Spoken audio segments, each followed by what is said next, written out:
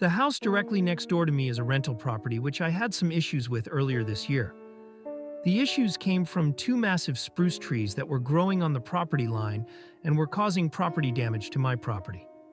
In my area, it is a law that, in the case of trees growing on the property line, the costs of removal must be split evenly between neighbors, and because the trees and roots were causing property damage, there was a significant case to be made for their removal.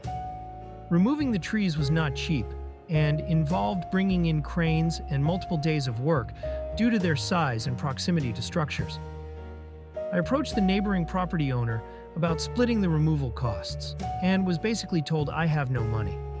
His portion would have been about $4,000. At that point, we decided it would be more expensive to hire an arbor attorney and drag this through the courts and then try to collect that money than it is to just pay for the entire job ourselves. Now here is where the revenge comes in. The tenant that lives there passed away, and the landlord decided to sell the house. During the inspection process, they discovered some trees on their property that were hazardous and needed to be removed before the sale could go through. It was uninsurable unless the hazard was mitigated. In order to get to these trees, equipment would have to go through my property. The lots are small, and the way this lot is situated, he would either have to demolish his other neighbor's garage or use my property. The owner approached me asking for permission, and my response was that I would only grant permission to use my property for $4,000, the exact cost of what he owed me.